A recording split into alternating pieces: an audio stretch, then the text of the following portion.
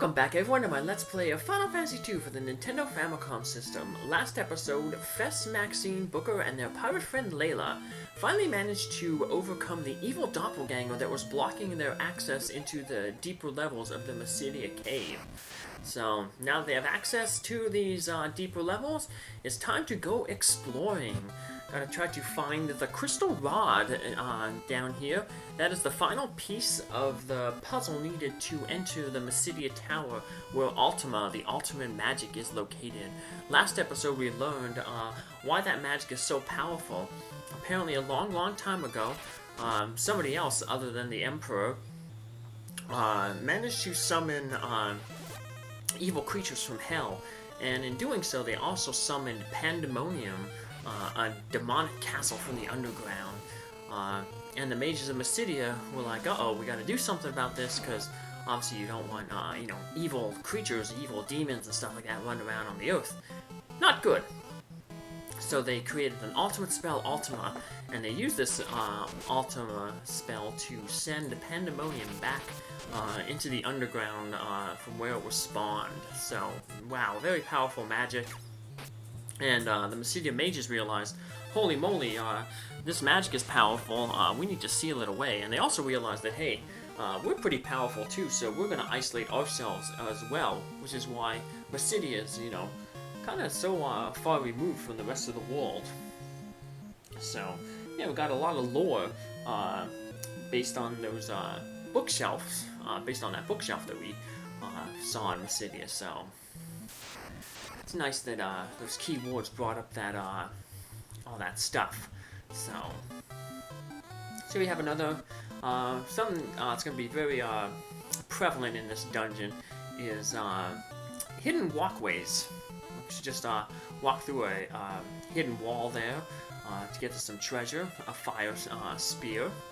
So another one of those elemental weapons.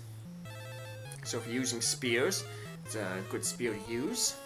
So probably an upgrade. It would be definitely an upgrade from the last spear that you would have at this point in time. Would have been the demon spear that you would have got in the tropical cave in that village where those shy guys are wearing those black masks, or those masks. They weren't wearing black masks, they were wearing those white masks, but they told us about the black mask. You could buy the demon spear there. So this would be your upgrade for that. So, but we're not using spears. I did use spears in my test runs. They're a pretty good weapon, actually. Like they have, I think, slightly less magic penalty than swords, and there's a lot of elemental spears, so they can target elemental weaknesses. And you get them more frequently than the swords that we get. I mean, we're still using those, the wing swords that we got back in Deist. It's been a long time, and we only would have gotten the second wing sword back at Fynn if we didn't get a lucky drop from those ogre chieftains. So, yeah, swords are good, but they're not necessarily spaced out as well as some of the other weapons.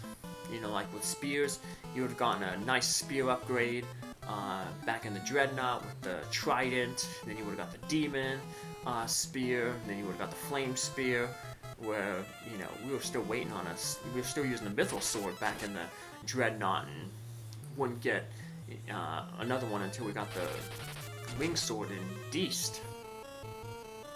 So we would have got like 3 spear upgrades in the time we just got 1 sword upgrade.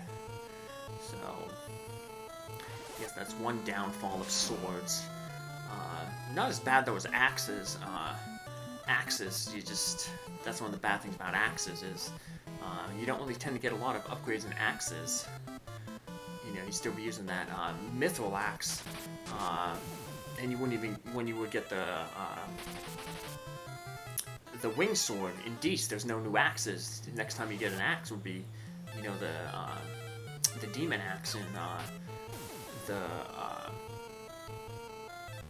in the cave where you got the demon spear. So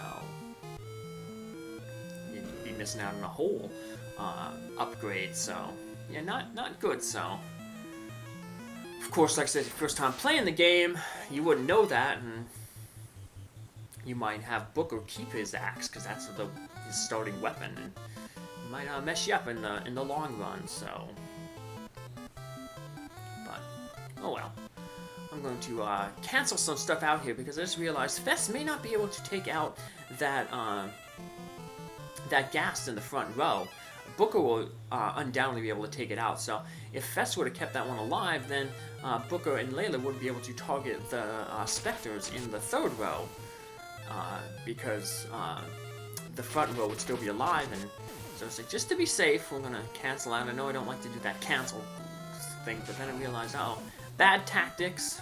Luckily, Festa was able to take out that gas. But even if the gas, he wasn't able to take out that gas, Booker and Layla would be able to take out, to target those specters in this round, because they'd be in the second rank.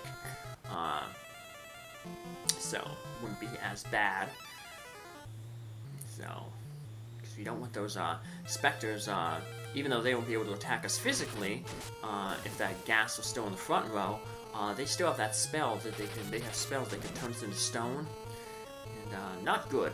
So everybody's gotta think tactically. So even though this isn't a tactical RPG, you know, there's still tactics that you gotta think about. You know, like switching your weapons up to exploit elemental weaknesses. What spell do I use?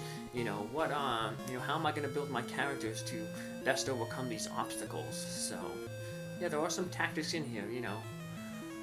You could, especially with this game, because, you know, some games, you know, you don't necessarily need tactics. You can always be like, well, even if you mess up, you know, don't have the best tactics, you can just, you know, go out and level grind, you know, and gain a bunch of levels. Because this game has, you know, an obscure leveling system, you can't necessarily do that, you know, because you can just go out there and fight a whole bunch of things, but your stats may not increase if you're fighting, enemies that have low rank compared to you, and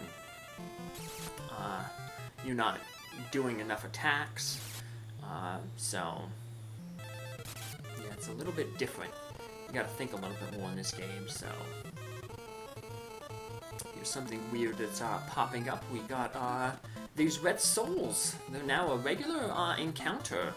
So pretty interesting. You'll see though they're not as tough as they were. I mean, they're the same strength as they were back in the Fynn Castle, but they are not going to be as difficult to deal with because we are so much stronger. We have better equipment, better attack power. We can kind of take them out in one kind of go. So capture card's messing up a little bit here, but we can still kind of see what's going on. So I guess the wires just get crossed a little bit or something, and so I did have to finally get rid of my old TV. It's an old one of those tube TVs, tiny little one, 13-incher built-in DVD thing. It's yeah, the picture quality is kind of wet. It's just all scribbly and stuff. So got a TV monitor from the Goodwill. So it's a good way for me to recycle and get something cheap. So save things from going out in the landfill, and you know, save some money, and also save, you know, the environment. So always try to recycle when I can. So we got unfortunately the local recycling center isn't accepting recycle electronics as much as they used to. They still accept it, but I used to be able to go every Saturday and drop stuff off. But now I think they're only doing it like every like once a month. So I end up getting a whole bunch of old electronics from work. We have backup batteries that they used to just throw out, but for the computers, but you know, obviously they have you know, elements and stuff in them that, you know, if they're just dumped in the dump, you know, gets in the groundwater, gets into the ground, and leaks chemicals and stuff. So want to recycle them. So they're just sitting in the back of my car, waiting for the monthly thing so I can go drop them off. So I think I missed this one in January though, so when I'm doing this recording, so I'm gonna have to wait until February to the first or second week in February. I'll have to go on their website and look it up, but they have the schedule when you can drop off your electronic waste. You know, a lot of the places don't accept them anymore. You have to go to the transfer station. So, well, it's not Circuit City, but Best Buy, yeah, the electronics store. They still accept some things, but they do not accept those big, huge computer batteries. But they do accept like the old printer cartridges and some of the smaller electronics, like mice, keyboards, it's those things that kind of give out. Speakers, go through a lot of them. Old cables, so and a bunch of those old. Now everything seems to be going with. So it's something your monitor may go out, but it's not using those. I don't know what kind of cables they are, but they're like blue, and they plug into your computer. Now everything's going like USB or HD cables. So we get these new monitors. We have all these old computer cables with the blue things you have to twist on at the end. And they're you have a whole bunch of those old cables. So what do you do with them? Take them into the Best Buy and they recycle them. Saving the planet for the kids, for the next generation. So, don't have any kids though, so, well, I got my little Spartacus dog here sitting on my lap, and my rat Guinevere, who was doing well for her spay. So, a little less than a week ago, 4 days ago, she got her spay. And hey, we got Asuna level up to level 6, nice. We're getting 4 points for using it out of battle. Nice. So, pretty soon, once her spay gets taken care of, once she's good, a few more, you know, maybe a week and a half, she'll end up getting some brothers from the mouse rescue. Two older boys that she'll be able to share the rest of her life with. So. Yeah, they're older boys, but, you know, they deserve a home. They've lived in the mouse rescue basically their whole life, so they don't got too much time left. That's the worst thing about pet rats. They only have a lifespan of 2 to 3 years. I've only had 2 rats of mine ever make it past 3 years. Sarissa was like 3.5, and Ernie was 3 years, 1 month.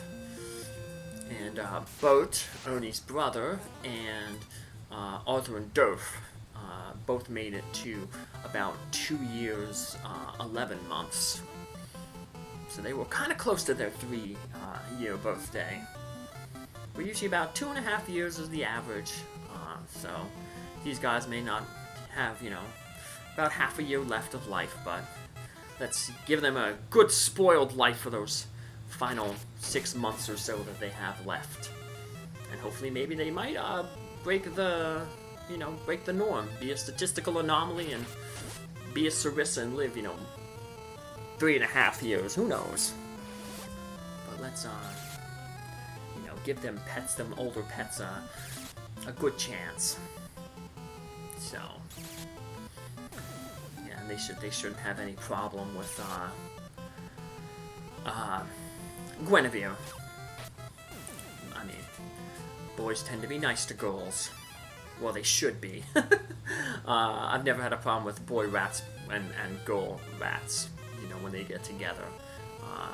They're usually nice. It's just that when you have, boys with boys, that's when you have problems, because they have that, the hierarchy. They try to determine the alpha, and, they'll get into fights, and, I guess, it's just boys and testosterone.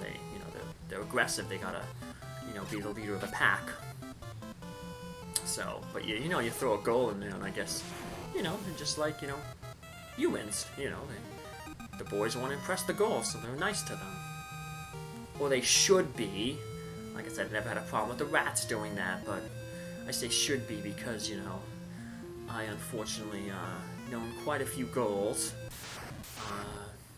who unfortunately have had bad relationships with men who've treated them poorly. So, the girl I kind of like right now and am courting, I'm using the finger quotes. She had some bad experiences with guys who,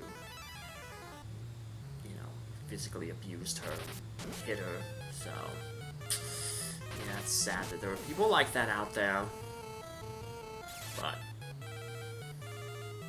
like I said, she's very untrustworthy yet, so, just gotta be nice and, you know, take my time with her and try to show her that, you know, I'm not that guy, so. Can be frustrating, honestly, you know, because you're like, oh, what more do I have to do? But, you know, it's, you take your time and you hope for the best. So, like I said, getting, you know, grin and bear it, you know. If it's worth doing, it can sometimes be tough. So, it's just the way that I have to look at things, so. But let's hit that, I don't think, I forget, I think that, there was, that jelly is weak to fire and ice, but I think my thunder is strong enough that I can take it out with a thunder spell. Because I don't want to, I don't need to work on fire, because I'm getting so much use out of fire with all the undead. And I don't need ice, because Blizzard is already at level 6. So it'd be nice to, like I said, get, you know, some more work on the thunder. Because thunder and scourge are the two. And I know that those things absorb the scourge, so thunder it is. Yeah, it's not weak against thunder, but my the thunder level and my intelligence is high enough that it should be okay. So one of the good things about these red souls is, you know, they were such a pain in the butt when we fought them back in Cashuan Keep when it was the boss monster. It was such a pain. But one of the good things is, like, as a random encounter here, you know, they're not so tough, and they're using spells. And one of the good things about spells is they're hitting the back row, so they're allowing Maxine and Layla to get some stamina and some potential hit points. And every time we're hit with spells, it also helps raise our magical defense. So, yeah, running in those red souls, it's actually pretty good. You know, it makes the battles annoying because they take so long because the spells are targeting each of our characters individually and it's taken a long time. But, you know, it's building up, you know, magic evasion or magic defense, so. And it's helping build hit points for our characters in the back row, so. Well, those hit points will serve us well as we continue to explore this cave in our next episode. Take care, have a good day. Bye!